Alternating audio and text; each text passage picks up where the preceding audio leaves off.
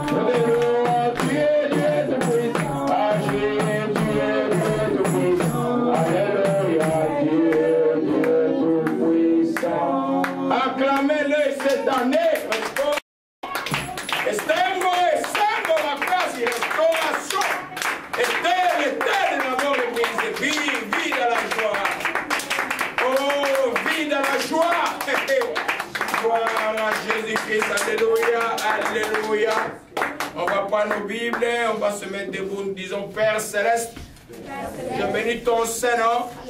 Viens quitter ma maison pour ce lieu. Pour t'adorer. Pour te louer. Oh Dieu, tu as reçu mes louanges. Tu as agréé mon adoration. Je vais écouter ta parole. Je crois que ta parole est la vie. Saint-Esprit, dirige le pasteur. Parle par le pasteur. Que cette parole qui sort de lui puisse nous donner la vie, puisse nous délivrer. Père, nous te rendons grâce au nom de Jésus-Christ. Nous t'avons ainsi prié. Amen. On va s'asseoir. Alléluia. Amen, amen. Je vais commencer. On a eu une triste et bonne nouvelle. Bonne nouvelle spirituellement. Je vais vous expliquer le contexte. Triste parce que le frère Bruno qui a été qui a gagné le premier combat avec le cancer en 2013. Bon, finalement, il est allé au Congo, il est revenu. Il a encore attaqué à un autre organe par un autre cancer. Et on a fait le suivi qu'il fallait faire. Lundi, sa femme m'a appelé qu'il était à l'hôpital. Et puis, elle me parlait avec la gare très de doux. J'ai dit, madame, je ne vais pas beaucoup t'écouter. S'il a refusé d'aller à l'hôpital, il fallait le laisser. Pourquoi tu l'as amené? Ok, je vais être à l'hôpital le soir. Et puis, avant de partir, j'ai demandé à Dieu, j'ai dit, mon Dieu, pourquoi il est encore à l'hôpital? La première fois, il est sorti, était bien. La deuxième fois, nous croyons que le même Dieu qui l'a guéri en 2013 devait le guérir. Il dit, bon, l'Esprit dit, il y a un manque de pardon dans son cœur. J'ai couru vite à l'hôpital, il dit, l'Esprit dit qu'il y a un manque de pardon dans ton cœur, frère. On a fait ce qui était nécessaire pour qu'il pardonne la personne concernée. En cette soirée-là, j'ai fait une forme de réconciliation jusqu'à 22 h. Et quand j'ai tourné le dos, il est entré en coma. C'est moi, j'ai dit que c'est une bonne nouvelle. Et puis le lendemain, comme on avait convention, lui-même, avant de partir, j'ai dit, j'ai une convention samedi. Vendredi, je ne sais pas si vous m'avez dit, pasteur, va à la convention de Dieu. Va à la convention de Dieu. Il a même blagué avec les proposés qui passaient, qui étaient à l'hôpital. Il a dit que c'était quelqu'un qui était très expressif. Et puis, même dans la condition de maladie, il n'avait pas perdu de joie. Il est de ceux qu'on, dans les Hébreux, on dit, les gens qui sont morts avec la foi. Dans les textes d'Hébreux, il est écrit, il y en a d'autres qui espéraient obtenir ce qu'ils devaient obtenir. Ils n'ont pas obtenu, ils ont obtenu quelque chose de meilleur. Ils sont morts dans la foi. Parce que même avant que je me sorte, il a dit à Eugène proposé, il dit non, on ne va pas se voir au dépanneur, on va se voir à l'église. C'était la dernière phrase avec lui. Et puis on est parti à la convention le soir, et puis je devais retourner là-bas. Le pont était bloqué, et puis le lendemain, d'abord le samedi, j'ai vu une vision, j'ai vu une infirmière en train d'arranger les lits comme quelqu'un avait changé les chambres. J'ai compris, c'était pas bon. J'ai prié, l'Esprit dit à 10 h c'est la joie. À 10 h c'est la joie. Je dis ok, je vais le trouver en train de danser comme je le trouve toutes les fois, je le trouve avec ses sons en train de danser, de louer Dieu. C'est ces chants là, ils chantent beaucoup de chants que nous avons chantés aujourd'hui. Ils chantaient beaucoup ça. Je crois qu'ils chantent ça encore au ciel.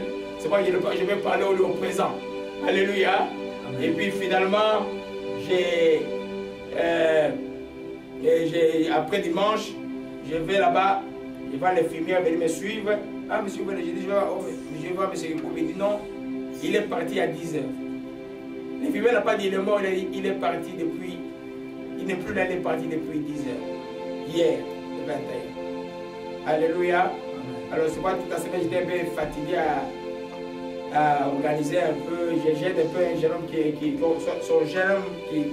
un jeune frère qui organise un peu, et puis je suis un peu comme pour les soutenir, organiser un peu, essayer de tout faire pour qu'il soit, le corps soit enseveli dans ce lieu de repos, c'est samedi.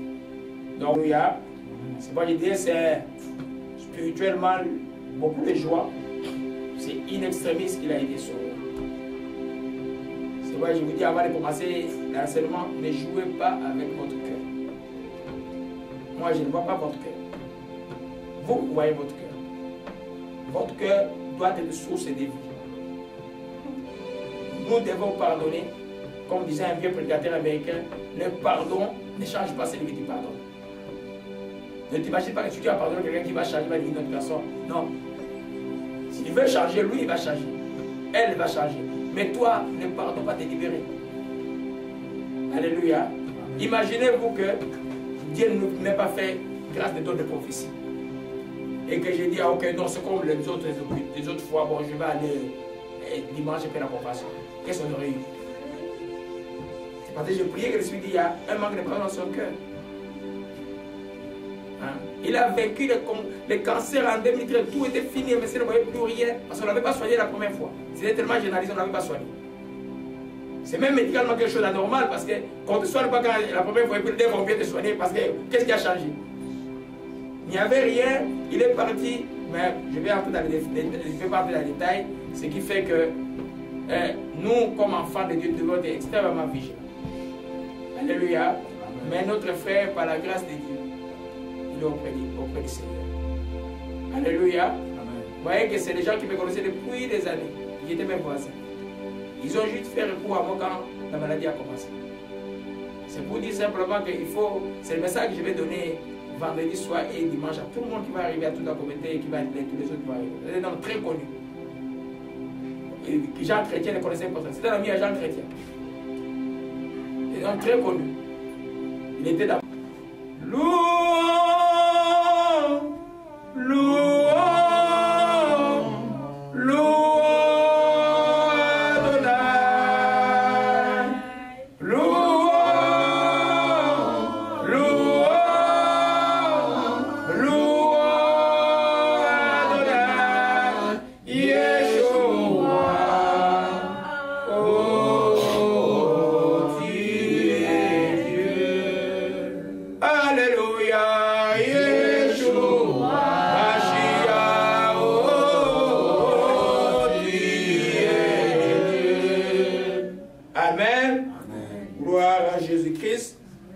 Son nom soit béni, nous prenons nos Bibles. Alléluia. Je suis dans la série, et je vois que ma fille, nous sommes en train de voir la chair et ses œuvres. Nous sommes dans Galates 5, verset 22. Il y a tellement la joie. Il y a tellement de la joie. Oh, gloire à Jésus-Christ. Alléluia. Amen. Alléluia. Pour revenir encore, le Seigneur l'Esprit est monté dans les ciels pour notre frère. C'était beaucoup de joie. Beaucoup de joie. Vous savez, la vie, la vraie vie, c'est la vie éternelle. On vivra plus dans les ciels que sur la terre. Alléluia. Donc c'est celle-là qu'il faut préparer. Alléluia.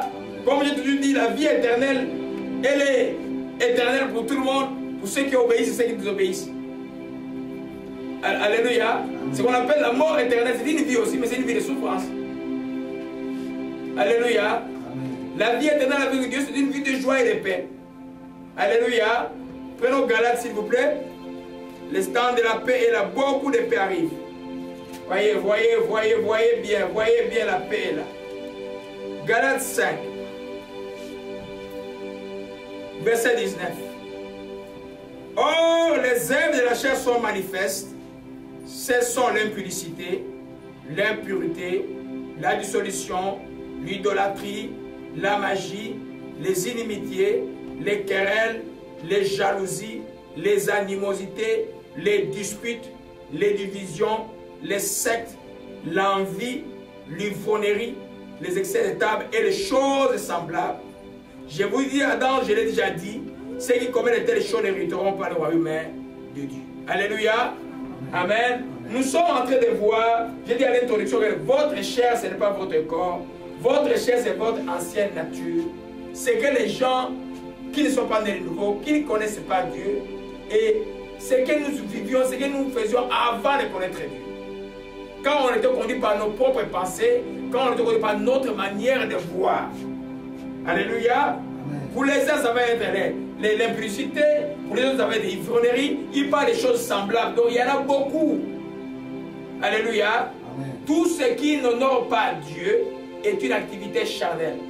Tout comportement qui n'honore pas Dieu est issu de la vieille nature. Alléluia. Amen. Mensonge, et toutes ces choses sont de la vieille nature. Alléluia. On a vu ça l'introduction. Aujourd'hui, nous continuons avec deux que j'ai pris. Alléluia. J'ai pris aujourd'hui, parce que je voulais le coupler un peu, j'ai pris ce qu'on appelle la dissolution et l'ivrognerie. L'ivrognerie, vraiment, c'est au verset 21. Alléluia. Amen. Nous parlons de la dissolution. Qui a une idée de ce que c'est la dissolution? Amen. Si vous raisonnez physiquement ou en science, ce n'est pas vraiment ça que la Bible veut dire. Alléluia. La dissolution ici ne veut pas dire dissoudre comme des comprimés que vous mettez dans l'eau là, non.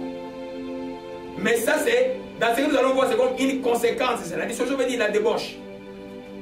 Vous avez dans la Bible, le même mot en grec est traduit dissolution ou débauche. Alléluia. J'ai pris la débauche avec l'ivrognerie c'est comme les choses qui vont toujours ensemble. Alléluia. Ce qu'on appelle la dissolution, dans un dictionnaire du monde, il écrivait, c'est un usage jugé excessif et déréglé de plaisir sensuel. Je trouvais que je pouvais prendre cette décision et cette définition-là. Amen. Donc, un usage excessif et déréglé. Alléluia. De plaisir sensuel. Alléluia. Ou de plaisir de sens. Amen. C'est pourquoi vous allez voir, quand on revient à la Bible maintenant, que quand on parle de débauche, on parle de dissolution, vous allez souvent voir ces trois choses arriver. L'excès de l'alcool va être là. L'excès de manger va être là. À l'époque romaine, c'était encore très très fort, et grec, maintenant c'est moins. Et les désordres de nature sexuelle. Alléluia. Amen. Amen.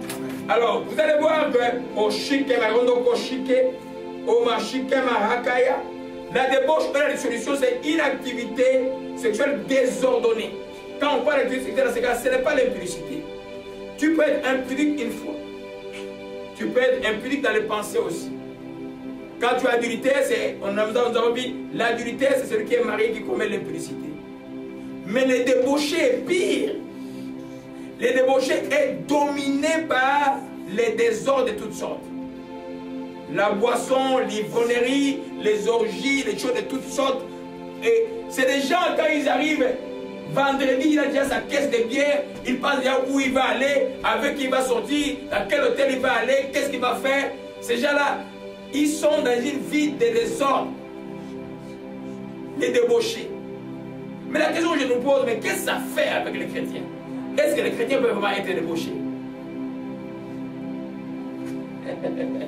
Alléluia. C'est ce que nous allons voir aujourd'hui là. Amen. Parce que ça semble être très très lointain. Alléluia. Amen. Non, un débauché, c'est ça. On voit par exemple dans l'activité sexuelle, c'est quelqu'un qui a des multiples partenaires, qui a des multiples relations, et souvent des relations déviées contre la nature.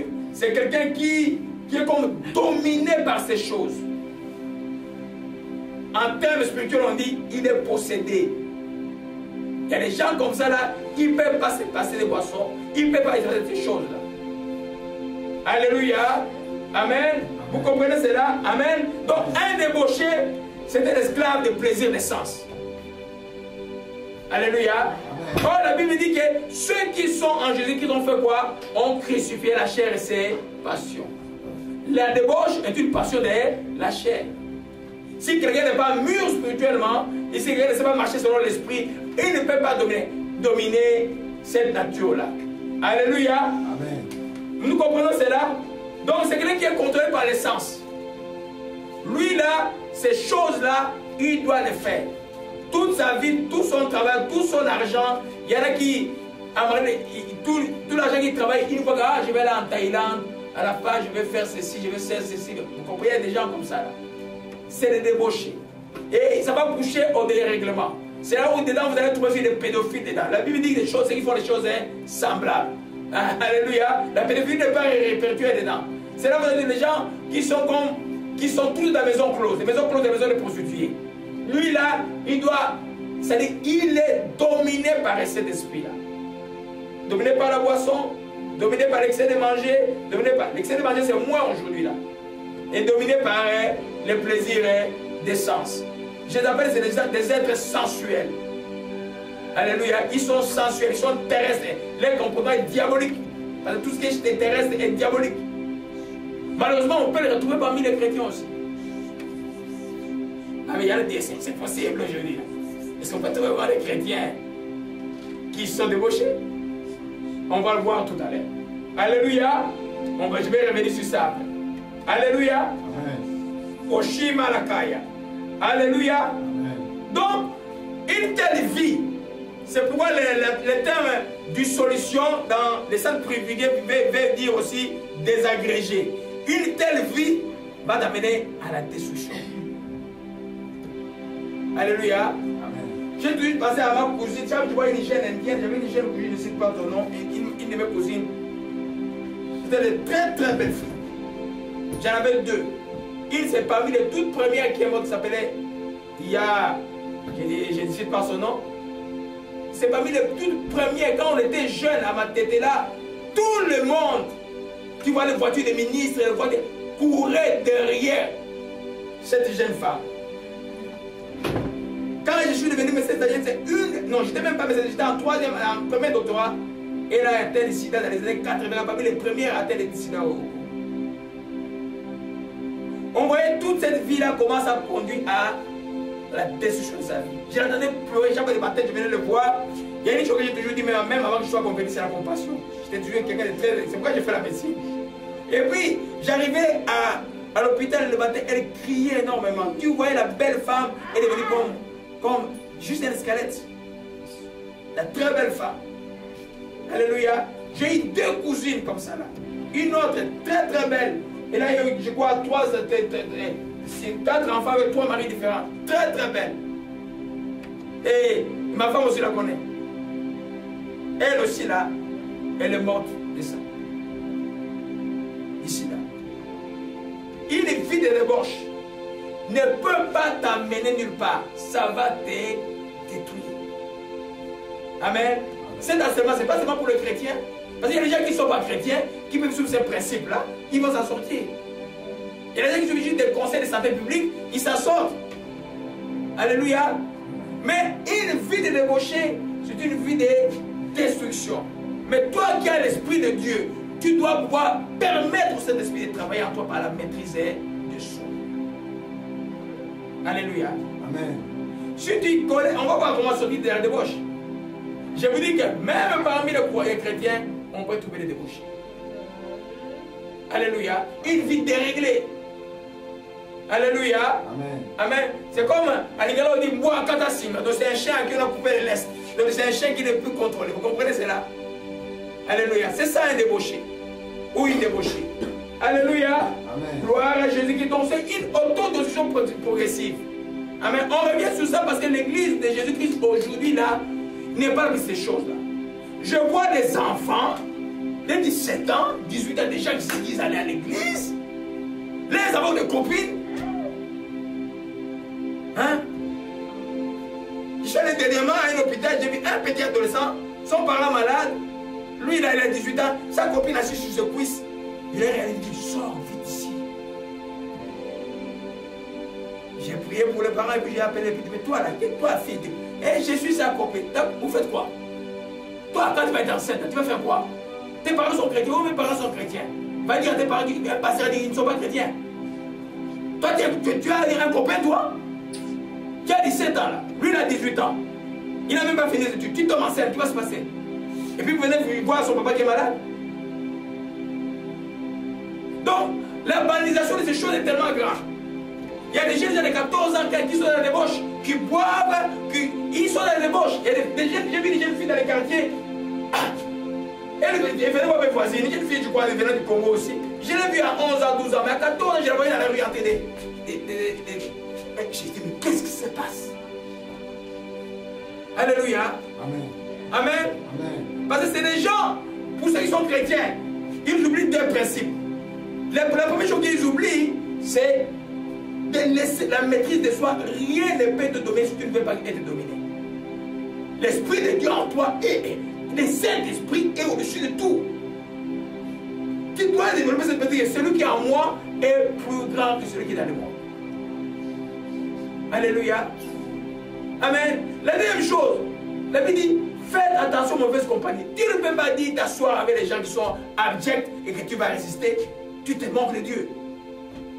Tu vas tomber. Les mauvaises compagnies corrompent les bons esprits. Tu es 70 ans, tu es 40 ans, tu es 10 ans, 5 ans. Les mauvaises compagnies corrompent les bonnes mœurs. Alléluia. Amen. Donc, c'est une œuvre charnelle. Une œuvre de l'homme déchu. Mais malheureusement, on les retrouve parmi les chrétiens. Et même parmi les chrétiens, il est de nouveau. Alléluia. Amen. Amen. Je vais vous expliquer tout à l'heure. Donc il y a 3 ingrédients importants quand il y a la débauche. Quand tu pries l'esprit, il y a quelqu'un est débauché.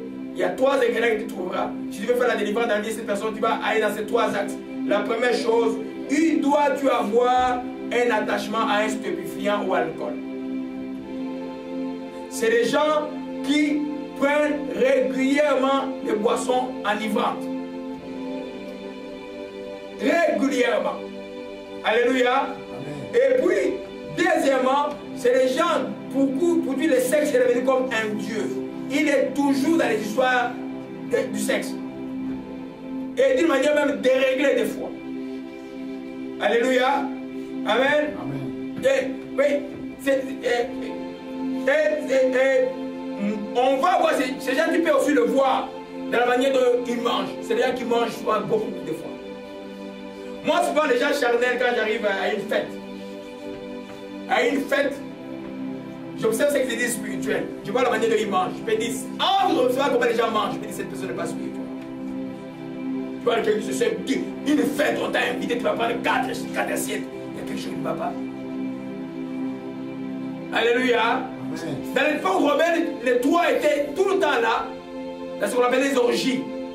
Les gens mangeaient, buvaient et puis se livraient aux choses à l'activité sexuelle déréglée. Amen. Mais il y a un bas qui blesse. Amen. Il y a quelque chose qui, toi, comme chrétien, va dire, ah, est-ce que vraiment un chrétien peut être un débauché? Qu'est-ce que vous appelez un chrétien? Un chrétien, c'est celui qui a reçu Jésus comme Seigneur et Sauveur, n'est-ce pas? Amen. Amen. Alors, vous avez entendu souvent dans les vocabulaire du chrétien, ce qu'on appelle un rétrogradé. Est-ce qu'un rétrogradé, c'est ce qu'il est de chrétien ou il est toujours chrétien? Hein? Il est toujours chrétien, mais il n'a plus de communion avec son Père. Il est comme l'enfant de Luc chapitre 15, l'enfant prodigue. Alléluia. C'est de ces gens-là que je parle. L'enfant prodigue était dans la débauche ou pas? Il était dans la débauche, l'enfant prodigue. Il a débité tout son bien, son argent avec les femmes et les prostituées. Alléluia. Mais il est resté enfant de Dieu. Alléluia. Donc quand on vous dit qu'on doit avoir des chrétiens, il y a des chrétiens qui sont débauchés, c'est vrai. Parce qu'on est chrétien le jour où tu as reçu Jésus-Christ, Seigneur, un sauveur. Si tu ne renonces pas à lui, et que lui ne revienne pas, tu as toujours la possibilité de te repentir, de revenir à lui. C'est ça la grâce. Alléluia. Mais s'il revient que tu es dans cet état-là, tu es perdu. Il te laisse.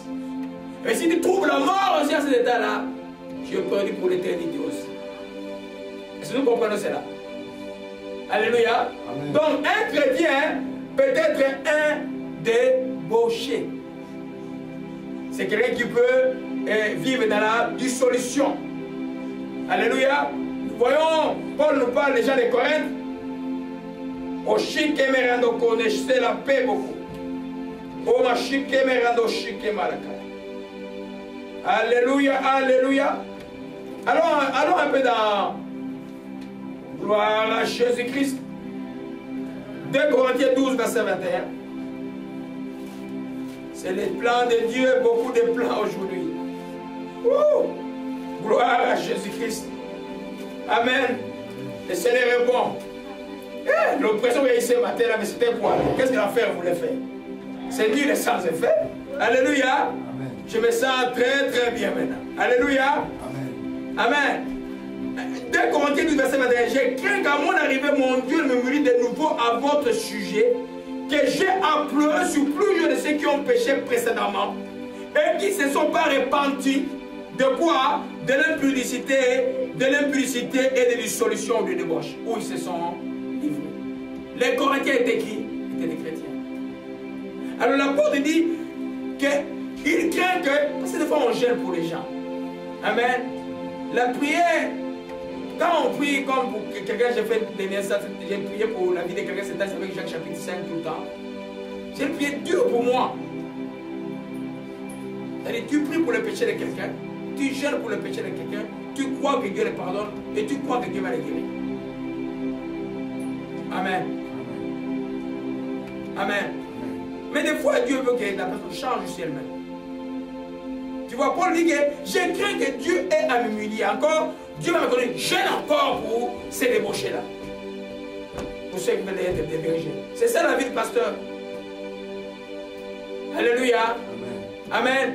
Donc, ils ne s'en sont pas répandus. C'est-à-dire que les chrétiens peuvent tomber dans l'impureté, dans l'impudicité, dans les débauches, mais ils doivent se repentir pour retourner vers Dieu. Alléluia. C'est que Paul dit, je crains d'avoir travaillé en vain. C'est-à-dire que tu investis tellement dans la vie des gens, mais les gens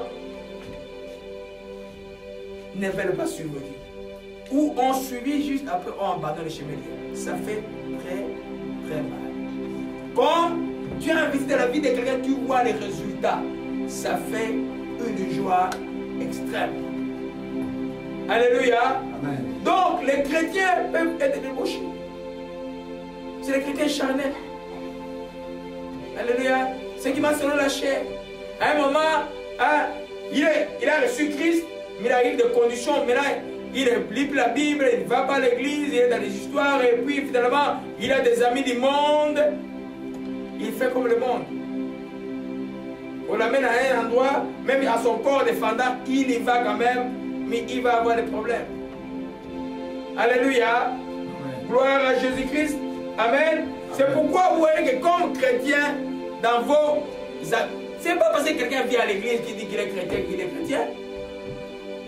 Il faut observer les gens. Parce qu'il y a des catégories de chrétiens. Il y a des chrétiens qui sont spirituels, il y en a qui sont charnels. Et ceux qui sont charnels peuvent connaître de telles choses. Si tu t'assois avec un chrétien charnel tout le temps, tu vas venir comme lui. Si tu t'assois avec un chrétien spirituel tout le temps, qui raisonne spirituel, qui pense spirituel, qui agit spirituel, qui réagit spirituel, toi tu vas réagir comme lui aussi. Alléluia. Amen. Amen. Amen. Donc dans cette histoire on est en train de parler de débauche, on va parler d'ilfronnerie après. Cette histoire de débauche, c'est important de comprendre que moi comme chrétien, comme je suis né de nouveau, cela n'est pas la fin du monde. Mais quand je suis rempli de cet esprit, ce n'est pas la fin du monde. Je dois persévérer dans l'obéissance jusqu'à la fin. Je dois endurer jusqu'à la fin. Le monde dirait fait peur. Mais tu n'endures pas avec ta force. Le Saint-Esprit en toi te donne la force. Alléluia. Amen. Je t'assure que la chair, si tu lui donnes l'occasion, tu vas te donner des choses que toi-même tu fais. Et c'est moi qui ai fait cela, mais c'est la chair. Ne faites pas confiance à votre chair. Alléluia. La voie de la chair, c'est la voie de la mort. Alléluia. Amen. Gloire à Jésus-Christ. Omoshike Malakaya. Omoshike Maranakaya. Alléluia. Amen. Donc, les chrétiens qu'on trouve, c'est les chrétiens qui sont... On ne perd pas la qualité d'être chrétien parce que tu es chrétien, mais tu es charnel. Donc, tu ne communiques pas avec Dieu.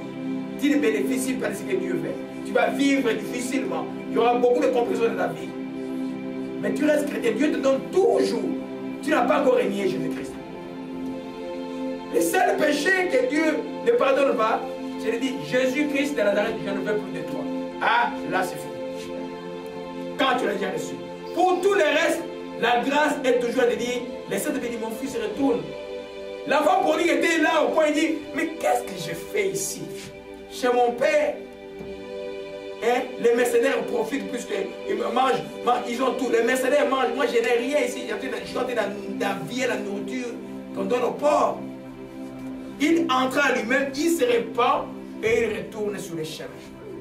Alléluia. Amen. Je parle à quelqu'un, toi qui as été chrétien. Parce qu'à cause d'une bêtise, une seconde bêtise, tu te retrouves avec tes 6 enfants là. Et parce que tu as connu 2, 3 maris. Pour toi, tu crois que la vie est finie. Non. Retourne vers le Seigneur. Tu es encore enfant de Dieu. Alléluia. Amen. Amen. Toi qui as été divorcé, 3 fois divorcé. Ah, tu dis comme là, ma vie est finie. Je vais me livrer à vivre comme je veux. Non. Arrange ta vie, retourne vers Dieu. Il a encore une place pour toi.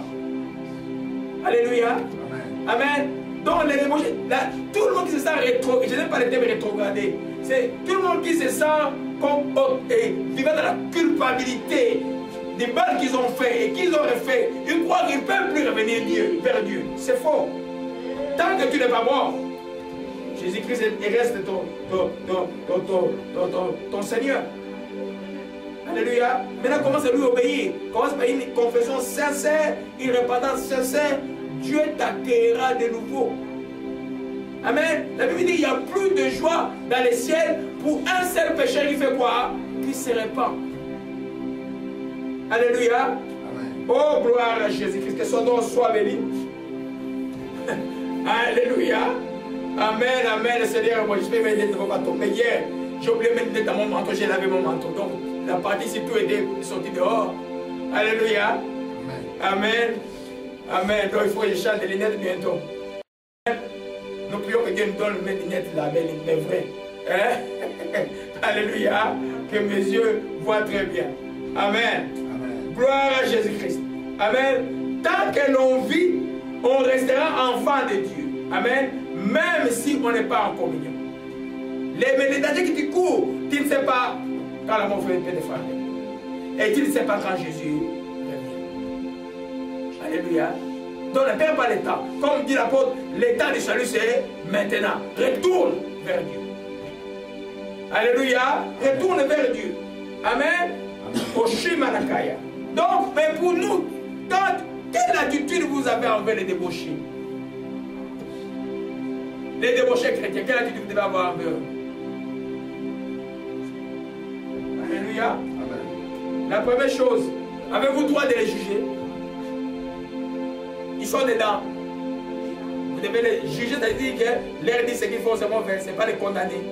Je vais enseigner sur le jugement bientôt. C'est quoi un jugement? Il y a plusieurs explications qu'on va enseigner bientôt après cet enseignement-là. Alléluia. Amen. Amen. Comme ils sont dedans, tu leur dis, frère, soeur, la vie que tu mènes là, c'est pas la vie de Dieu. Arrête. Tu n'as pas le droit de les critiquer. Tu n'as pas le droit de parler de lui partout. Mais tu as le droit de les voir et de dire, même si tu es jeune et les vieilles, dis, ma grande soeur, ce que tu fais là n'est pas biblique. Tu dois te repentir. Alléluia. Amen. Amen. Amen. Amen. Alors, ils ont le droit aussi de notre amour. En les disant ce qu'ils ont, c'est Paul dit, c'est pour créer un œil qui se sent, les mettant à part, va les pousser à quoi?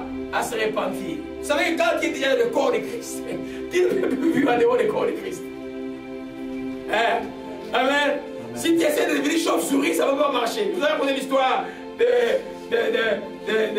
d'un serviteur de Dieu qui était en processus de divorce.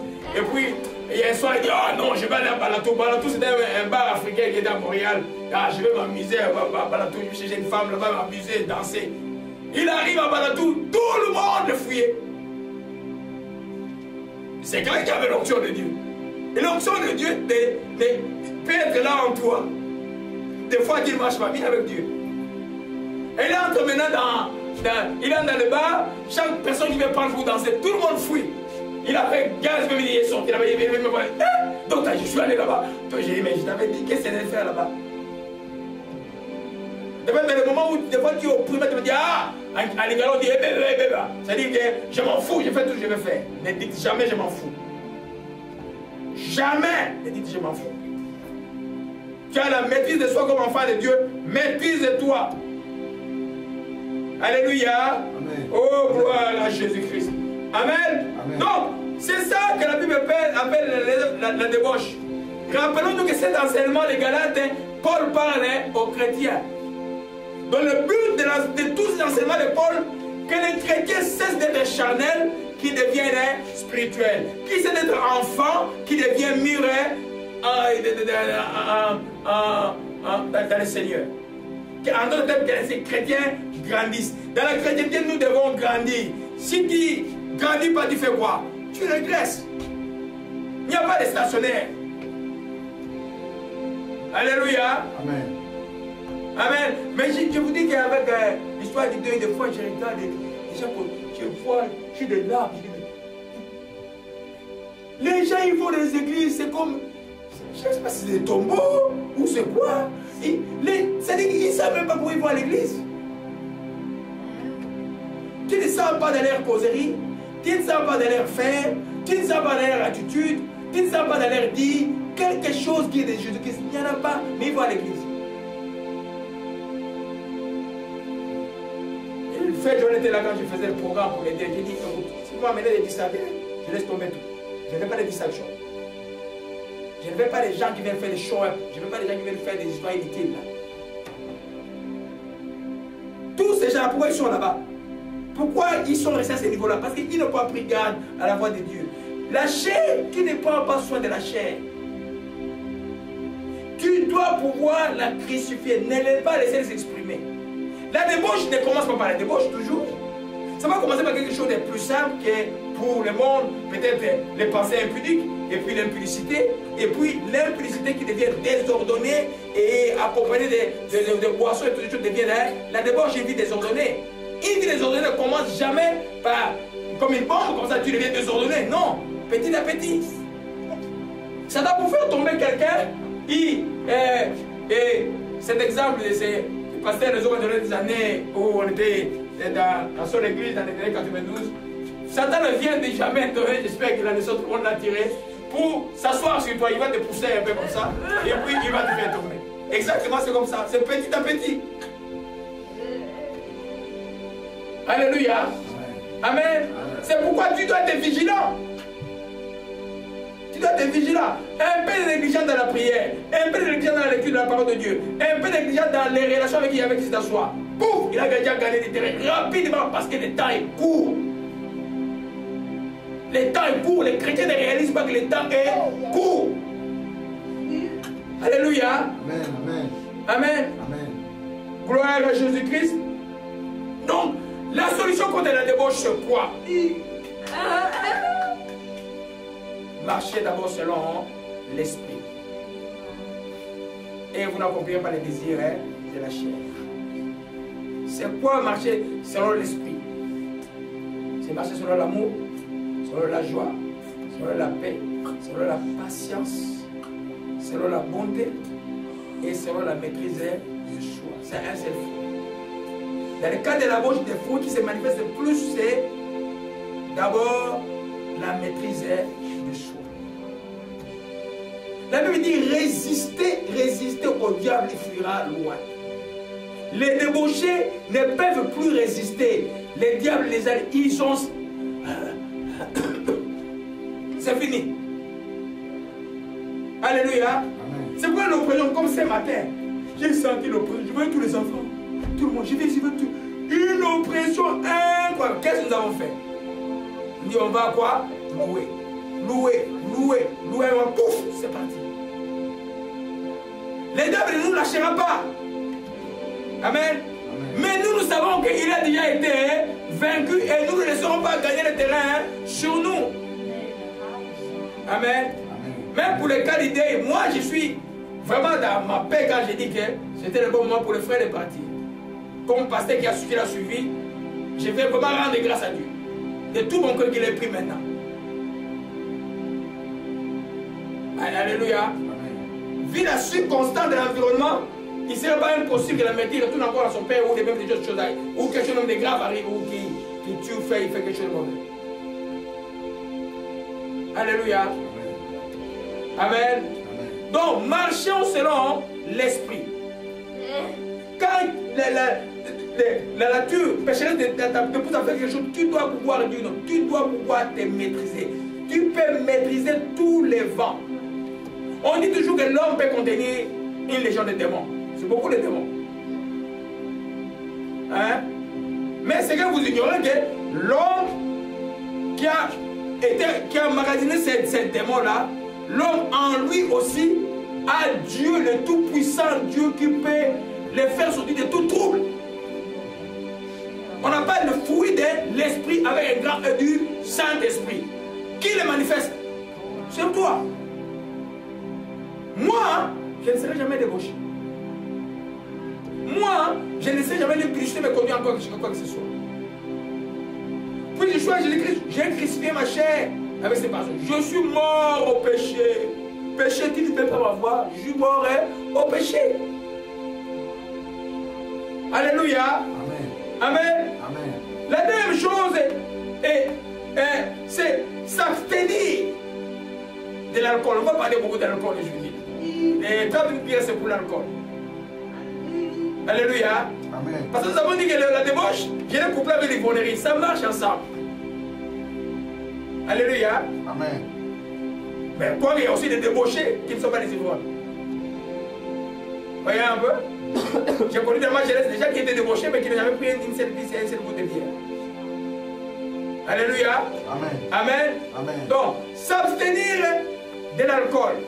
Ne dites pas que je vais goûter juste un peu. Hein? Ah, toi aussi, Marc, tu exagères. Votre pasteur, il est trop dur. Mais non, mais c'est écrit qu'il faut prendre juste un peu. Oui. Paul a dit à Timothée de prendre un peu du vin mêlé à de l'eau. Pourquoi? Soigner son estomac. C'était pas pourquoi. C'était pour soigner son estomac. Il va me répondre, ah, mais Jésus à Cana, il a fait des miracles avec le vin. Mais d'accord. Alléluia. Amen. On ne va pas refuser cela, il n'y avait pas de coca à l'époque de Jésus. C'est comme nous allons voir tout à l'heure que ça signifie. Mais toi, enfant de Dieu, pour un produit dont la Bible dit, on va voir tout à l'heure, dans le Proverbe 23, que ce produit est dangereux. Tu ne touches pas à ça. Moi, je n'ai jamais pris l'alcool depuis que je suis né. Grâce aux parents que j'ai eu, même mon papa ne buvait pas, ma mère ne buvait pas. Il n'y avait pas de bière à la maison, personne ne pouvait. Même petits frères qui ont bu la bière, tout ça devenu, la tête n'a pas bien tourné. Il y a certaines choses dans certaines familles quand les gens ne font pas, toi tu ne le fais pas. Alléluia. Amen. Alors, je peux vous dire que quand je vois les gens qui ont pris la bière dans leur vie, la vie de débauche était toujours là. Alléluia. Amen. Parce que avec un petit verre là, ton cœur va parler autre. On va voir ça en détail tout à l'heure. Proverbe 23 dit, ne regarde pas les vins qui Proverbe 33 verset 31. On va y revenir tout à l'heure. Je donne juste rapidement. Ne regarde pas les vins qui paraissent d'un beau rouge, qui fait des perles dans la peau, qui coule aisément. Il finit par mordre comme un serpent, par piquer comme un basilic. Tes yeux se porteront vers les étrangers et ton cœur parlera d'une manière perverse. Ne regarde même pas les vins. Donc ne considère pas. Tu vas, aujourd'hui là, tu vois, dans Maxi, c'est coloré. Il y en a, on dit jus alcoolisé. Et on a mis des suites dedans. On a mis des fruits exotiques dedans. Mais ça reste l'alcool. Alléluia. Amen. Ça finira par mordre comme un serpent. Qui a déjà été mordu par un serpent ici? Moi, je n'ai pas encore été. Ça va être très pénible. C'est-à-dire que ça va te faire mal. Il y a un poison qui va te développer dans tout son corps, qui va soit causer une gangrène ou une forme de toxicité, que tu vas avoir des problèmes très sérieux de santé. Ne regarde même pas. Donc c'est un produit dangereux. Si tu ne peux pas être débauché, arrête cela. Moi j'ai eu des amis comme, je peux citer les noms comme le pasteur Joël Katambo qui me disait, oh prophète, tu n'as pas de compassion envers les gens qui buvent, parce que tu n'as jamais bu. Qui boivent, parce que tu n'as jamais bu. Moi, je prenais chaque samedi, après avoir séjourné à l'université, il était pauvre à l'université à Trois-Rivières. Je prenais une caisse de bière. Bon, compassion pour lui, compassion. Parce que moi j'étais là. J'étais là quand je suis escalier. Comme vendredi, quand je termine mon cours, j'ai besoin de prendre ma caisse de bière. J'appelle les jeunes gens, on fait quoi? On boit. Et on boit, on parle de quoi? On parle de Dieu. Non, et on voit le cœur tourne quoi. Il va tourner autrement. Alléluia. Amen. On va voir tout à l'heure le méfait du vin. Alléluia. Des fois, est-ce que vous avez déjà eu la plupart des crimes qui se commettent? Même les gens là qui vont mettre les tuer. Beaucoup de fois avant d'aller faire quoi? Ils prennent quelque chose. Au boulot du whisky et puis il va faire le mal. Alléluia. C'est une invention dangereuse de l'homme. Alléluia. Pour preuve que Noé, quand il a bu, il s'est révidé. Et puis l'enfant qu'il a vu, il a posé le problème à son fils. Alléluia. Amen. Amen. Le vin est dangereux. Et le vin amène la perversion. Oh mon chic malaka, merci Seigneur. Qu'est-ce que les enfants de l'autre ont fait à leur père pour avoir la progéniture qui a maltraité Israël après? Les Moab et les Ammonites. Qu'est-ce qu'ils ont fait? les filles, ils ont fait quoi? Ils ont fait boire quoi à leur père pour avoir une progéniture perverse. Qui dit que les vins c'est une bonne chose? Aujourd'hui, les empoisonnements au Congo, je ne sais pas avec des verres de quoi? D'alcool. Ah, alléluia. Gloire à Jésus-Christ. Merci Saint-Esprit. Amen. Donc, s'abstenir d'alcool. Troisième chose, solution de la débauche. Première chose, marcher dans l'esprit. En complémentaire, s'abstenir d'alcool. Et puis, fuir l'impudicité. On a déjà étudié ça. Je ne vais pas revenir sur ça là. Amen. Fuir l'impudicité. Ne te mets pas après avoir bu dans un coin avec eux. Eh frère, je vais te voir. Prends un peu de vin. Il y a une histoire d'un évangéliste, une jeune sœur qui était convertie en France et puis un évangéliste est venu prêcher à l'église. Ah, comme il y en a aujourd'hui, ah, l'évangéliste de prêcher tout ça, la sœur servait bien tout ça. Il dit, pasteur, moi ça m'intéresse d'épouser cette sœur-là. Et puis, la sœur l'a invité, bon, le nouveau fiancé arrive, évangéliste, il arrive. Mais papa, qu'est-ce que tu vas boire? Il dit, bon, donne-moi un peu, une bouteille de bière, c'est ok. L'évangéliste avait une bouteille de bière. La fille a regardé, non, non, je viens juste du catholicisme, je n'ai même pas encore fait 2 ans dans la chrétienté. Mais ça là, je ne peux pas épouser cet homme. Amen. Entre un pasteur qui boit et celui qui ne boit pas, vous préférez qu'il pose moi, c'est un de mes frères, si vous voulez, on peut poser sur la question là, il faut boire, il faut boire. Mais entre un pasteur qui boit et celui qui boit, vous préférez qui? Tout le monde, partout, je parle avec tout le monde, dit, on préfère celui qui ne boit pas. Alors, pourquoi vous buvez? Vous ne pouvez pas être des leaders spirituels, vous? Alléluia. Gloire à Jésus-Christ, que ce nom soit béni. Donc, fuir l'impudicité. J'ai enseigné le dimanche parce que comment fuir l'impudicité dans les pensées, ne pas vous laisser, ne regardez pas les incitatifs visuels qui peuvent conduire les films, les vidéos, les choses qui peuvent conduire. Vous changez vos pensées pour vous penser à ces choses-là. Évitez ces choses, fouillez ces choses. C'est-à-dire que c'est des choses qu'on fait. Mon YouTube me dérange, je le coupe. Ma télévision me dérange, je le coupe. Alléluia, je ne regarde pas. David faire le pacte avec ses yeux. David a dit simplement, je ne mettais rien de mauvais devant mes yeux. La conduite ses péchés ne s'arrêtera pas à vous. Alléluia. Ce message n'est pas populaire, mais il va être donné jusqu'à la fin. Je suis sûr de ça. Je suis étonné qu'il y ait des gens beaucoup de gens sur ça sur YouTube quand même. Alléluia. Amen. Parce que Dieu veut que les enfants de Dieu se répandent. Dieu n'est pas intéressé à la mort de quelqu'un. Dieu ne met. Chaque fois qu'un homme va en enfer, Dieu est triste. Jésus est triste. Chaque fois Jésus n'a jamais été content. Oh, il va en enfer parce qu'il m'a fait dire. Non. Chaque fois un homme va en enfer, Jésus est triste. Chaque fois un homme se répand, les ciels dans le genre, nous avons gagné, nous avons gagné. Alléluia. Amen. Gloire à Jésus-Christ. 4e chose. Amen. C'est contrôler pour avoir une vie sexuelle modérée et légale. Parce qu'il y en a qui sont dans le mariage qui sont aussi pervers. Il est marié, mais il est comme un débauché. Alléluia. Et une vie contrôlée, modérée et légale. Une autre fois, vous voyez une parole qui dans 1 Corinthiens chapitre 7 où Paul dit, maintenant, à cet âge, ceux qui sont mariés soient comme s'ils n'étaient pas mariés. C'est-à-dire la vie chrétienne est ponctuée de 2 choses pour ceux qui sont mariés. L'union conjugale est importante, mais la vie de prière en commun est très importante. Vous devez avoir le temps de prier en commun où ces choses n'existent pas. Alléluia. Parce que nous dans le ciel, nous dans le ciel, il n'y a pas de juge là pour les hommes. Non, nous dans le ciel, on est comme des... La sexualité n'existe, cesse d'exister, elle est terrestre. Dieu l'avait pour la procréation, ce qui est logique. Je peux dire la chrétienté, c'est la pensée de Dieu. C'est logique. Parce que une des missions de la sexualité, c'est la procréation. Et aussi on procrée encore? Non. Alléluia. Amen. Amen. Amen. Gloire à Jésus-Christ. Et vous voyez maintenant que, revenons maintenant au chic et Malaka, à l'ivrognerie. L'ivrognerie, c'est l'excès de vin. Les ivrognes, médicalement, on les appelle les alcooliques. C'est les gens les plus malheureux que j'ai jamais vus. C'est les gens en controverse. Alors qu'en médecine, on soigne toute maladie. Un médecin avisé ne va pas dire à quelqu'un qui est alcoolique, ne prends pas un peu de bière aujourd'hui parce que tu le caisses beaucoup de problèmes. Si tu ne pallies pas un traitement, s'il ne va pas à un centre de détoxication, son petit alcool là qui l'ouvre les yeux, devient comme son médicament. Qui a déjà vu un capitaine Haddock? Qui a joué les bandes dessinées de Tintin? Voilà un alcoolique comme capitaine Haddock. Des fois ils sont très intelligents, mais ils ne peuvent pas vivre avec l'alcool. Alléluia.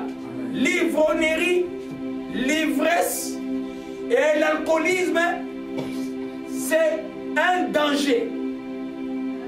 Mais quand on parle alcoolisme, on parle d'ivrogne, on voit d'abord les vins, on voit les boissons enivrantes. Alléluia. Quand je vois un produit, on me dit que ça c'est une boisson enivrante. Si je le bois un jour dans ma vie, cette boisson va devenir mon Dieu, va me contrôler. Celui qui est ça, il dit, je laisse tomber la chose. Alléluia. Parce que être sage, c'est entrevoir les conséquences de chaque acte que tu poses. Dieu veut que cet enfant soit sage. Donc c'est pourquoi les débats dans la chrétienté, il faut boire, ne pas boire, et tout ça c'est malsain. Tout le monde sait les méfaits de cette chose-là. Même les gens qui disent qu'ils ont la maîtrise de soi. Ah, les jours, les gens, un pasteur à l'église, les gens les compliquent. Et puis ils partent. Ils disent non, moi je prends juste un verre de vin quand je mange. Les gens le compliquent à l'église. À la maison il y a des problèmes. Et puis au travail il y a des problèmes. Paf! Ils prenaient un verre, les chrétiens qui prenaient un verre commencent à prendre deux. Parce que l'avantage, l'alcool a cette faculté de te faire oublier les problèmes pour un temps. Et pour que les problèmes soient encore demain matin plus graves. Alléluia. L'alcool anesthésie la réflexion de l'homme, la raison de l'homme. Alléluia. Amen. Donc les vérités à savoir. Première vérité, la Bible ne défend pas le vin, mais il défend son excès. On va être d'accord avec ça. Alléluia. Amen. Et l'exemple pris par Timothée n'est pas le bon exemple. Parce que l'exemple de Timothée, Timothée c'est verset 23, où Paul lui dit de prendre un peu de vin parce qu'il avait le mal d'estomac. À l'époque, le vin était un médicament. Même quand quelqu'un était blessé, vous vous souvenez de la parabole du bon du Samaritain. Vous voyez un peu? Le monsieur qui était blessé était soigné avec quoi? Avec du vin, le vinaigre.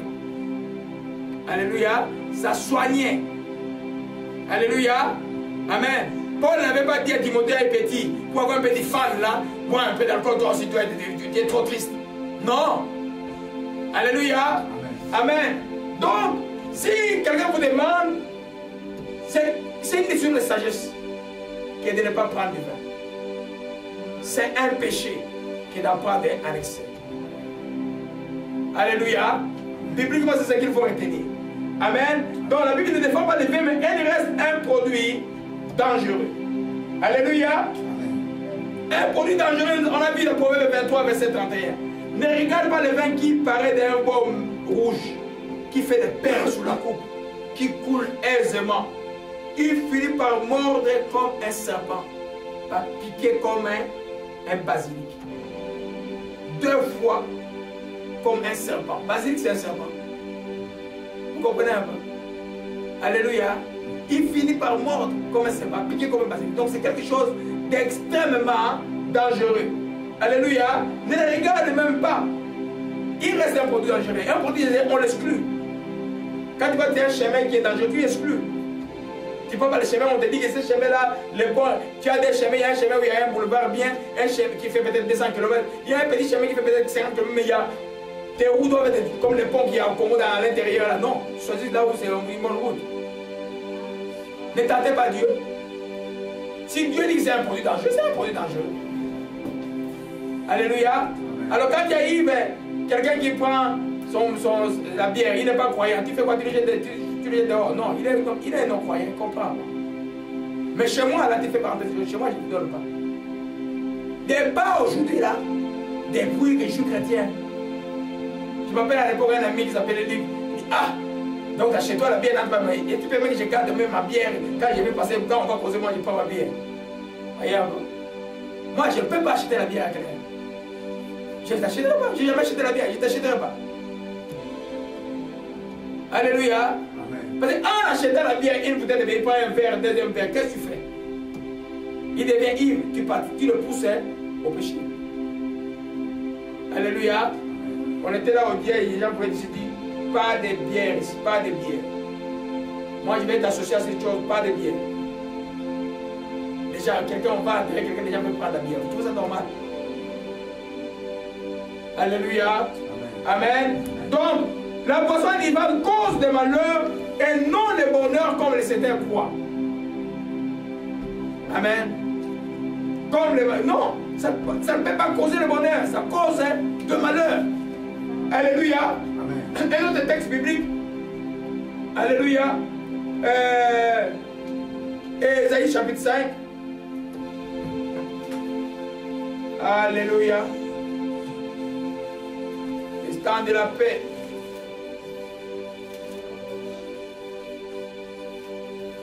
Amen. On est déjà à la maison de paix, comme les frères qui prenaient des caisses de bière. Mais le jour où Dieu l'a touché, délivré totalement et guéri totalement. Jusqu'aujourd'hui, ça fait quoi?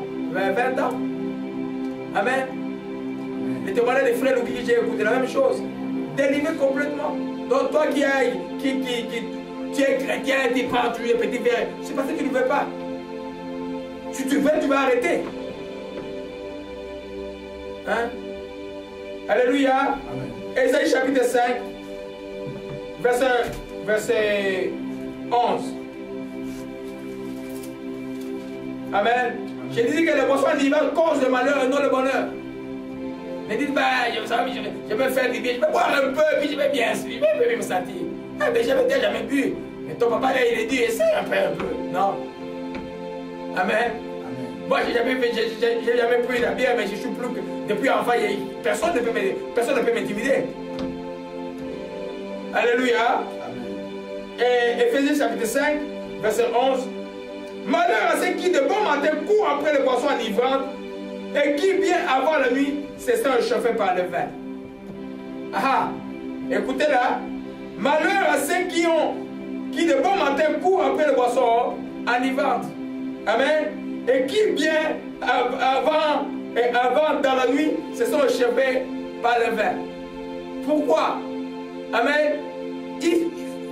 C'est lui qui a commencé à boire le matin. Comment va être sa journée? Il va être productif au travail? Non. Il va faire des erreurs graves. Et quand il se sera chauffé avant la nuit, qu'est-ce qui va arriver? Il va chercher de débaucher le soir. Hein? Alléluia. Amen. Qui court après le boisson d'hiver le matin. Amen. Vous vous souvenez de Paul? Et ce n'est pas normal de prendre de la bière. Même ceux qui prennent un peu. Ce n'est pas normal. C'est seuls les alcooliques qui se réveillent le matin, ils se rachent la bouche avec un peu de bière. Les alcooliques. Je connaissais déjà des papas au Congo qui, lui, ne buvait pas de l'eau. Même le matin, il prenait sa bouteille de primousse. Les papas. Mais quand tu es malade, tu souffres de foie. Nous, on fait quoi à l'hôpital? On fait quoi? Alléluia. C'est un produit dangereux.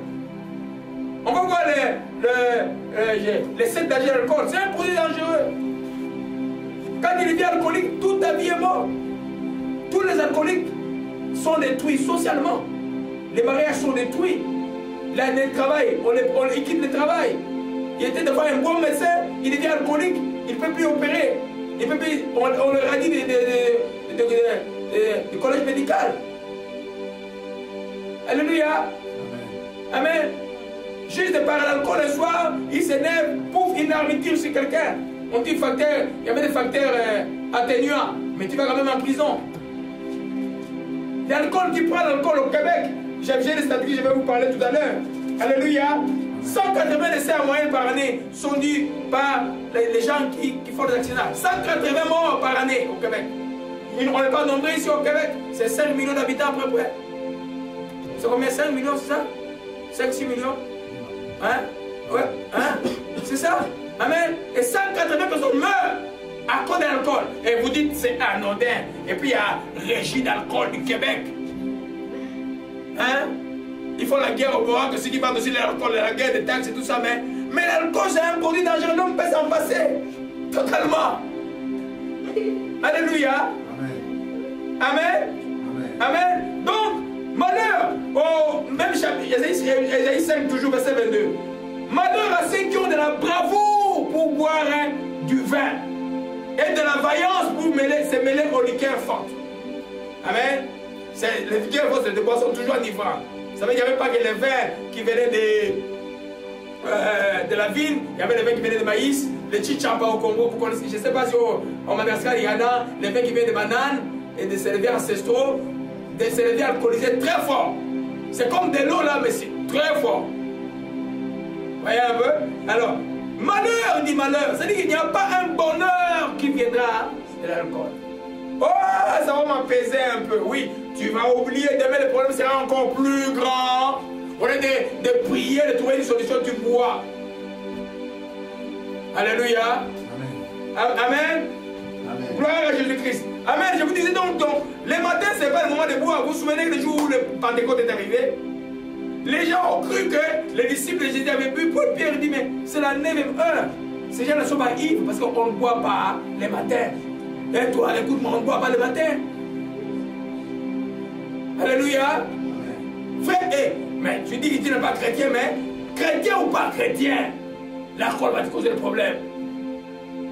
Amen. Tu dis en poste de direction, on ne boit pas. Alléluia. Amen. Gloire à Jésus-Christ, que son nom soit béni. Amen. Donc, on va un peu, surtout pour nous chrétiens, l'alcool ne fait pas ménage avec le Saint-Esprit. Amen. L'alcool ne fait pas ménage avec le Saint-Esprit. Jean-Baptiste a été rempli de Saint-Esprit ou de sa mère. Est-ce qu'il a bu? Non. La maman de Samson, Dieu lui a dit de ne pas prendre le vin. Parce que l'enfant qui était déjà consacré, c'était un bon produit, pourquoi Dieu n'a pas permis? Alléluia. Quand vous allez dans Lévitique, allons dans Lévitique 10. Amen. Gloire. Je sais que ce message, ce n'est pas vraiment pour vous ici, mais c'est vraiment pour aider beaucoup de gens et que vous aidiez aussi les autres à comprendre que c'est un produit extrêmement dangereux. Gloire à Jésus-Christ. Lévitique 10, verset 9.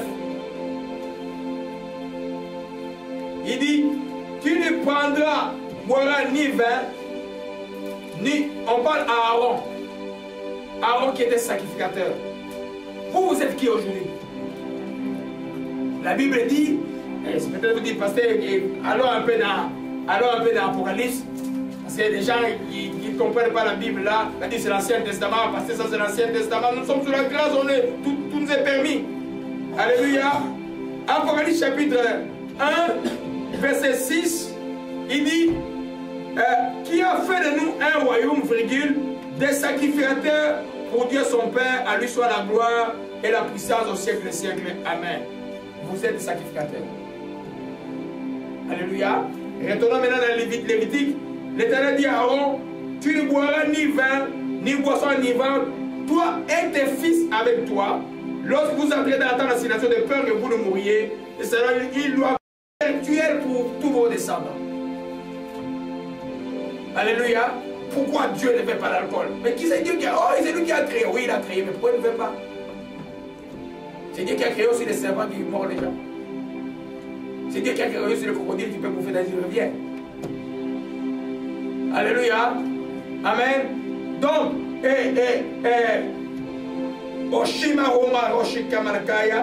donc, pour nous, enfants de Dieu, mettez ça de côté. Ne regardez même pas. Amen. Ne regardez même pas. C'était de l'anesthésie. De la conscience aussi. Quand tu bois, ça occulte ta conscience, la voix de la chair s'élève, tu ne sais plus que tu fais mal. Et demain quand l'alcool est parti, tu dis, oh, qu'est-ce que j'avais fait? Alléluia. Amen. Gloire à Jésus-Christ. Donc, en résumé rapidement, au Moshikama, j'ai étiqueté 7 dangers pour rendre l'enseignement plus... Parce que je veux vraiment que les gens qui suivent prennent des décisions dans la vie. Il y a des chrétiens encore qui boivent. Il y a un qui, je parlais, je sais que tu bois, mais c'est pas normal. Il ne faut pas se satisfaire d'une chrétienté, dit un bébé tout le temps. Non. Dieu nous a tant fait, il faut grandir dans le Seigneur. Il y a des grands trucs qui nous attendent ici là. Depuis 10 semaines, j'ai dit, le 7e monde est brisé. Le 7e monde se passe. C'est le monde des ténèbres là où on décide de mauvaises choses sur nous. Ils ont essayé, les réponses de Dieu. Un petit de Jésus qui craint Dieu, ne joue pas avec lui. Ce n'est pas les enfants, craignez seulement Dieu. Demeurez dans l'amour, demeurez dans la paix, demeurez dans la joie. Votre défenseur est le Tout-Puissant. Amen. Amen. Alléluia. Amen. Amen. Amen. 7 dangers d'alcool. Les premiers, on l'a vu un peu. Un bonheur trompeur. Il finit par décevoir. Toujours un bonheur trompeur. J'ai des soucis, j'ai des problèmes. Je bois un peu, je vais oublier. Mais oui, tu vas oublier un peu, mais demain le problème sera plus grand. Au moment donné, une fois qu'il est à l'hôpital, ça me dérange, je bois un peu, je vais oublier. Oui, tu vas boire, mais demain le problème va demeurer plus grand. Amen. Oh, je bois un peu et puis tu tombes dans l'impudicité, dans le péché. Oui, tu vas avoir un plaisir qui te fera un peu mal et bien dans ta chair, mais qui finira te nuire demain. Alléluia. Amen. Du point de vue charnel, le péché c'est une bonne chose, mais il finit par t'amener à la mort. Alléluia. Amen. Alors c'est pourquoi Proverbe 23 dit simplement qu'il finit par mordre comme un serpent. Alléluia. Ouais, donc c'est un bonheur trompeur. C'est le week-end, je vais juste boire un peu pour oublier, mais lundi les problèmes seront encore plus grands. Si tu passes le temps de prier, à lire la Bible, tu vas avoir une sagesse de répondre à ta question demain. Alléluia. Gloire à Jésus-Christ, que son nom soit béni. Au verset 30, pour ceux qui s'attardent au vin, pour ceux qui s'attardent auprès des vins, et Proverbe 23, verset 30, pour ceux qui s'attardent auprès des vins et ceux qui vont déguster les vins mêlés, ne regardent pas les vins comme qui paraît d'un bon rouge, qui fait des perles dans la coupe, qui coule aisément, il finit par mordre comme un serpent, piqué comme un basilic. Tes yeux se portent sur l'étranger, ton cœur parlera hautement. Tu seras comme un homme couché au milieu de la mer, un homme couché sur le sommet des mâts. On m'a frappé, je n'ai point mal. On m'a battu, je ne sais rien. Ça peut être un bonheur un peu. Tu es anesthésié, tu ne vois plus les problèmes. Ça peut être comme un bonheur un peu. Tu t'éloignes des problèmes. Mais, et quand je me réveillais, j'en veux encore. Pourquoi tu en veux encore? Parce que ton problème est encore plus grand. Tu vas encore prendre pour oublier ton problème. Et ta vie est tout. Et ce qui était juste un verre domine maintenant ta vie. Alléluia. Le deuxième danger de l'alcool, il égare la raison, la faculté de réfléchir sur les situations. Amen. Nous avons la révélation qui nous vient par l'esprit, c'est bon. Mais la réflexion est aussi chrétienne. Alléluia. Tu peux réfléchir sur quelque chose. Alléluia. Il y a certaines choses, tu vois par sagesse, ah non, je vais décider ça parce que tu réfléchis sur la chose. Par exemple, si tu as un malheur qui est arrivé, tu dois pouvoir savoir pourquoi c'est arrivé. Si tu prends ton fait, tu risques de ne pas aller dans les causes profondes. Tu dois savoir, mais ce qui m'est arrivé, c'est pourquoi. Ah, si c'est la volonté de Dieu, je vais rendre grâce. Si ma propre faute, je commets telle erreur, je vais faire quoi? Je vais me repentir et puis je vais réparer. Alléluia. Amen. Tu ne peux pas avoir une raison saine et continuer à boire. C'est pourquoi quand tu vas boire, même un avocat que tu vas consulter, tu vas ton avocat en train de boire, sors. Là, tu dis n'importe quoi. Alléluia. Les 20 égards. Proverbe 20. Alléluia. Gloire à Jésus-Christ. Verset 1. Les vins est moqueur. Les poissons fortes sont tumultueuses. Quiconque en fait l'excès n'est pas sage. Tu peux être ministre. Tu peux être le plus grand médecin du monde. Tu peux être le plus grand philosophe du monde toi, tu as l'apanage même des raisonnements et de la logique des raisonnements. Mais si tu fais l'excès de vin, tu vas déraisonner. Alléluia. Nous sommes de l'affaire Toscane. Justice est précédée par un verre de vin. Les vins égarent. Alléluia. Amen. Le vin égare. Amen. Donc, pour quelqu'un qui veut rester sain, qui va avoir des raisonnements, qui va avoir des réflexions, qui peut méditer la parole, trouver des réponses, c'est quelqu'un qui dit non, moi je ne veux pas de béquilles d'alcool. Les chrétiens n'ont pas besoin de béquilles d'alcool. Je vais voir ma situation en face. Ma solution c'est la parole de Dieu. Amen. Toi là, non, je vais juste prendre mon verre de vin et puis on va voir ça demain. Non, tu perds le temps. Amen. Il dit, le vin est mon cœur. Ça dit que il croit pouvoir te donner un bonheur, il croit pouvoir t'aider, mais il va finir par se moquer de toi. Alléluia. Amen. Amen. Gloire à Jésus-Christ. Et vous savez que dans la catégorie des gens, tous ceux qui sont dans les postes de direction, ou le président, ou le roi, ils doivent avoir toujours des raisons saines. Alléluia. Vous savez, en 1960, il y avait un jeune roi, un jeune président aux États-Unis qui s'appelait qui? Kennedy. Vous savez qu'il a fait, en rien de temps, il a failli avoir la 3e guerre mondiale. Il faut être sage. L'histoire des baies de Kiba, l'histoire de l'URSS, en rien de temps, la guerre mondiale a éclaté. Mais les gens qui nous disent qu'ils ne sont pas des chrétiens nécessairement, mais il y en a qui raisonnent, qui réfléchissent. La faculté de réfléchir est au niveau de ton âme. Ce n'est pas au niveau de ton esprit.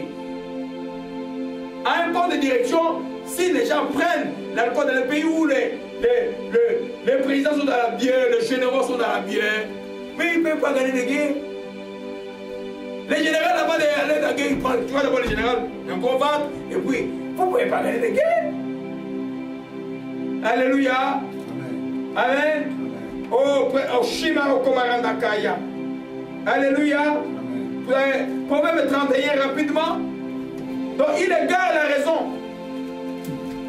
Alléluia. Il égare la raison. 31, verset 3 et 4. Mais la Bible parle beaucoup du vin, vous voyez ça? Il y a tellement de versets sur l'alcool. Alléluia. Donc Dieu savait que c'est un sujet réel dans la vie. Alléluia. Verset 31. Proverbe 31. Ne livre pas ta vigueur aux femmes, te bois à celles qui perdent des rois. Ce n'est pas au roi le miel. Ça, c'est une maman qui donne conseil à son fils qui est le roi. Ce n'est pas au roi de boire du vin. Il n'a même pas dit, elle n'a même pas dit alcoolisme. Ce n'est pas au roi de boire du vin, au prince de rechercher les liqueurs fortes. De peur, en buvant, ils oublient la loi et méconnaissent le droit de tous les malheureux. Vous avez vu ça? Amen. Je connais une ancienne hôtesse de la vie de Mobutu qui me disait la boisson que Mobutu prenait, c'était de l'alcool qui avait la boisson alcoolisée de ginseng avec un serpent dedans. Tout le temps c'était ça. Mais comment il pouvait ouvrir la loi? Amen. Vous connaissez cette hôtesse-là? Il ne peut pas écrire un livre, moi c'est toi. Moi je vais écrire, toi tu vas me dicter tout ce que tu as vu là-bas. Vous comprenez un peu? Donc c'est grave. Alléluia. Quand un président boit, quand un roi boit, quand un PDG boit, mais on licencie parce qu'il peut pas, en ces temps ici, il ne peut pas diriger une entreprise. Mais ils boivent en secret, les gens ne savent pas. Les médecins savent beaucoup bien, ils sont déjà alcooliques, ils ne savent plus. Alléluia. On avait un prof, comment il s'appelait? Il venait de l'URSS, très calé en physique. Oh, comment il s'appelle? Un homme de Kassai, j'ai oublié. Mais il était devenu alcoolique. J'avais un prof de biochimie qui venait de l'Angleterre, qui s'appelait Kalala. Très aigri. Il était devenu alcoolique. Alléluia. Amen. Ça égale la raison. Et quand il est devenu alcoolique, il commence à abuser tous les étudiants à son cours, ne pouvaient pas être à 10 à réussir sur 100 ou quelque chose comme ça. Alléluia. Vous comprenez qu'il dit ici, ce n'est pas au roi de boire du vin. Parce qu'il égale la raison. Moi, je dis, ce n'est pas au papa de boire, ce n'est pas aux mamans. Ce n'est pas à vous de boire. Un papa qui boit, les vendredis, il boit, il ne connaît pas ce que les enfants font à l'école. La semaine, il boit, il ne peut pas faire de boire avec les enfants. Alléluia. Les vins égarent la raison. Amen. C'est un danger. Gloire à Jésus. Au Juge chapitre 4. Amen. C'est pourquoi on boit. Non. C'est drôle. Ailleurs, les militaires ne boivent pas. Mais dans nos pays là, si tu ne bois pas, tu n'es pas un vrai militaire. Oh non. Il faut boire. Vous connaissez ça? Mais un militaire, il ne peut pas faire la guerre. La guerre, elle est stratégique. La guerre demande l'intelligence. La guerre demande les renseignements. Tout ça, la guerre demande beaucoup de choses. Mais les gens du bois ne peuvent pas réfléchir sur la chose. Alléluia. C'est un produit très très dangereux. Il y a le pasteur même qui boit. Il y en a qui avant d'aller prêcher, il prend son pain, il prend et puis vient et prêche. Ah oui, le pasteur d'aujourd'hui. Il y en a même qui prend du cannabis pour venir prêcher. Oh, il crie, oh, les gens, oh, mais il a pris du cannabis. Il y a un frère qui m'a raconté, on va le voir, il va venir, on va être avec lui au deuil là. Alors il m'a raconté, il y avait une chorale, à l'époque il m'a raconté une chorale protestante au Congo, les gens, une compétition de chorales comme on en fait au Congo. Et c'est pas biblique je crois, hein, la compétition là, des chorales, c'est pas biblique. Alors, et puis, le chef de chorale, la chorale marchait, le chef de chorale fait un geste, et puis c'était une petite boule de chanvre qui était tombée.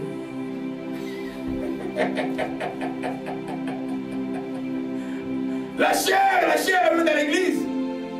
Alléluia. Amen. Au chapitre 4, je vais te conclure. Amen.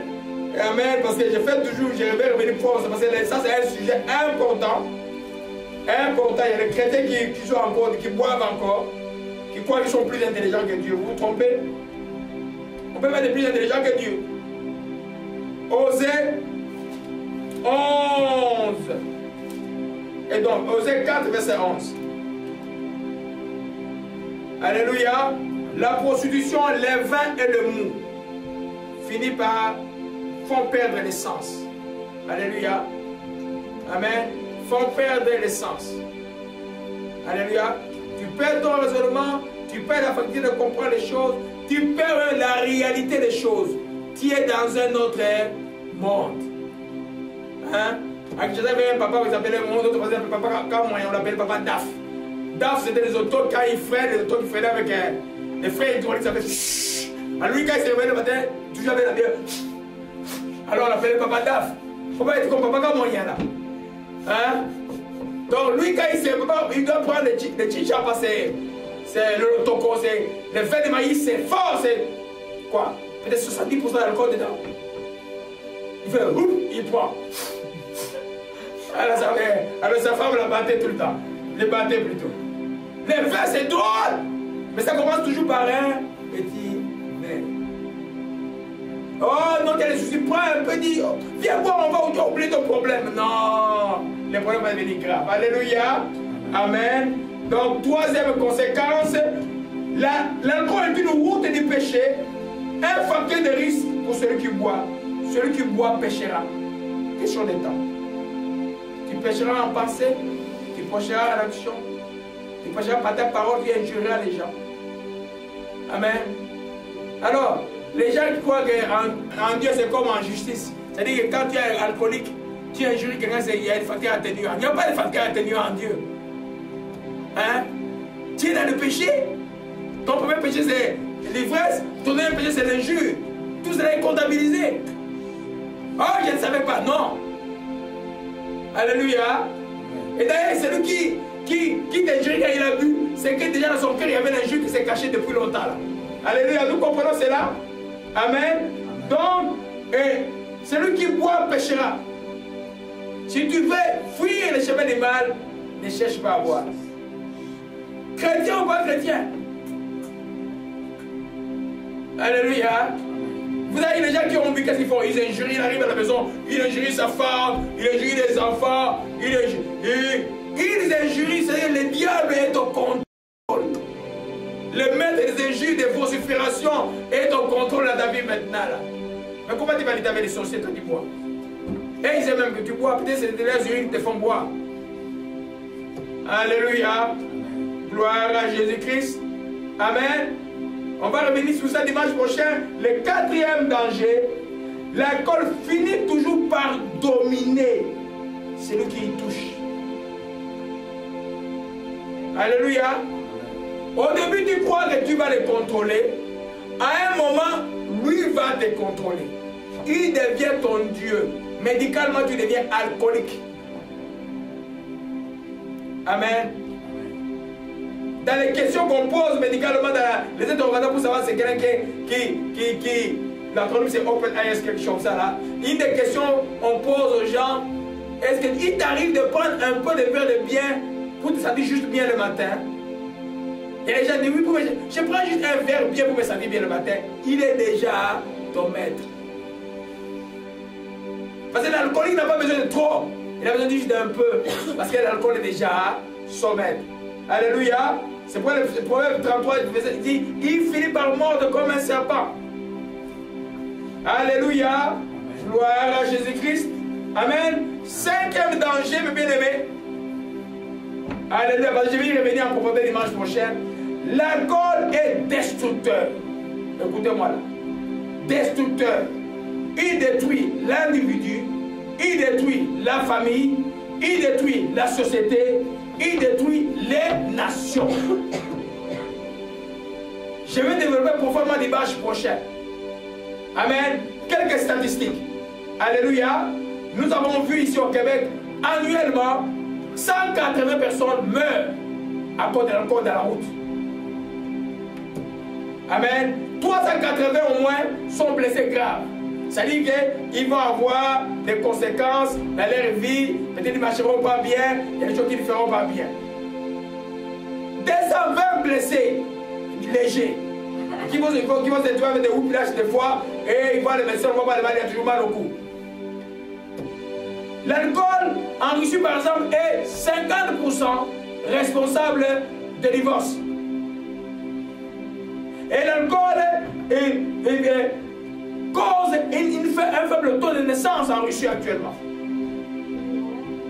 Parce qu'un alcoolique, il est plat partout, fini. C'est non mort. Alléluia. Amen.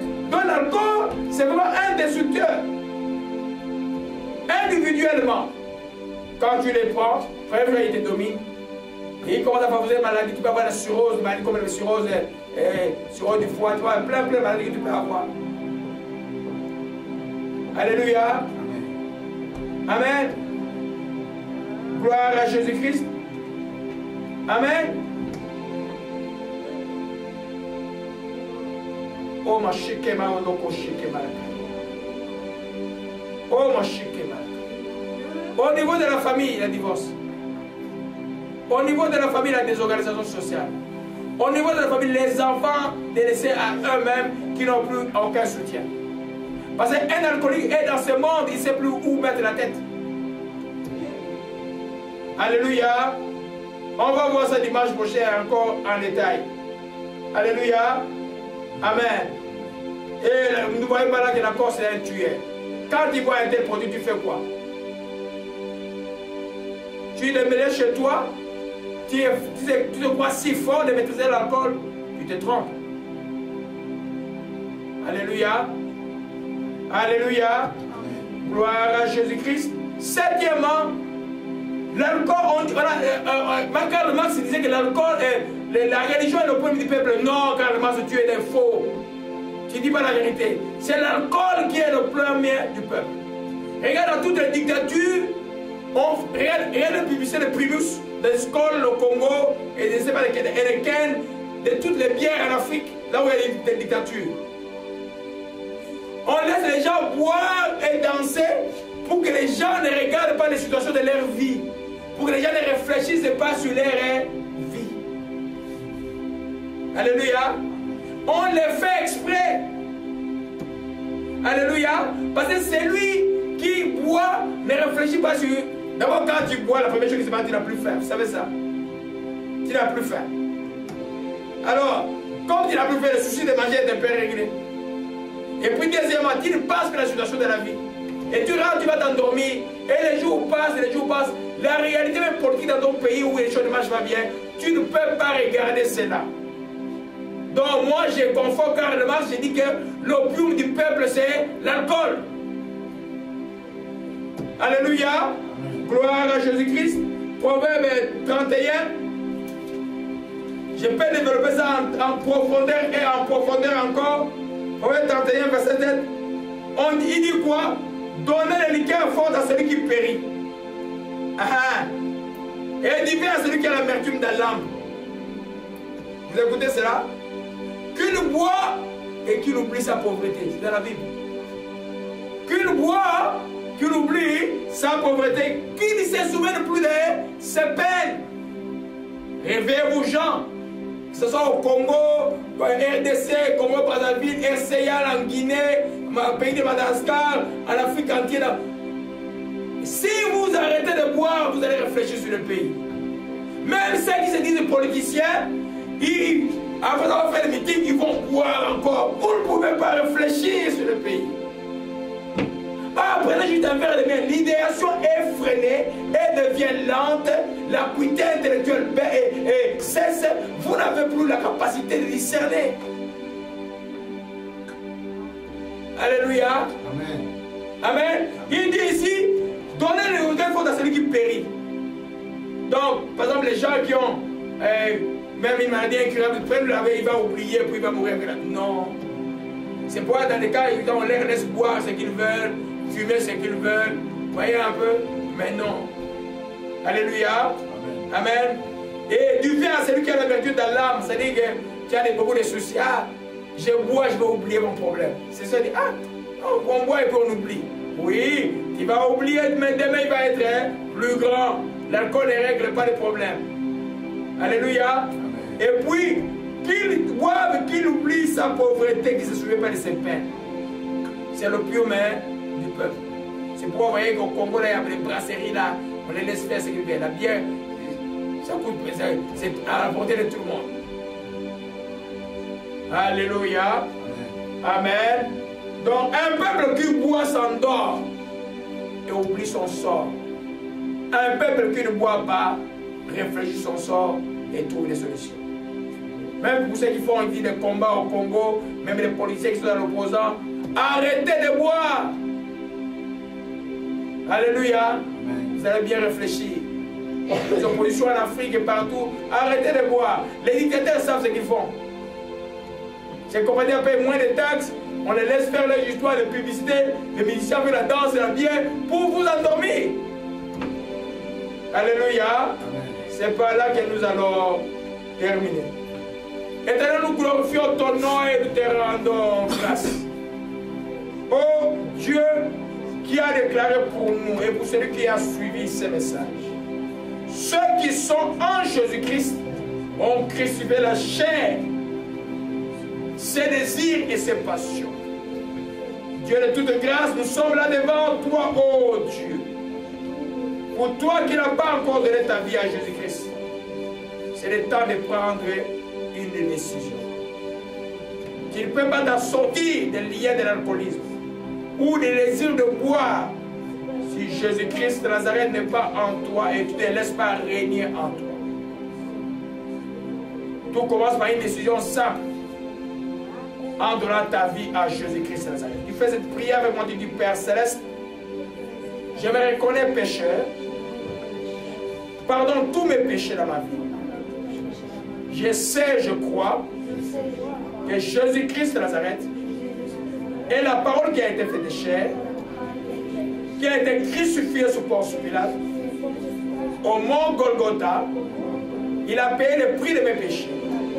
Il est mort et ressuscité.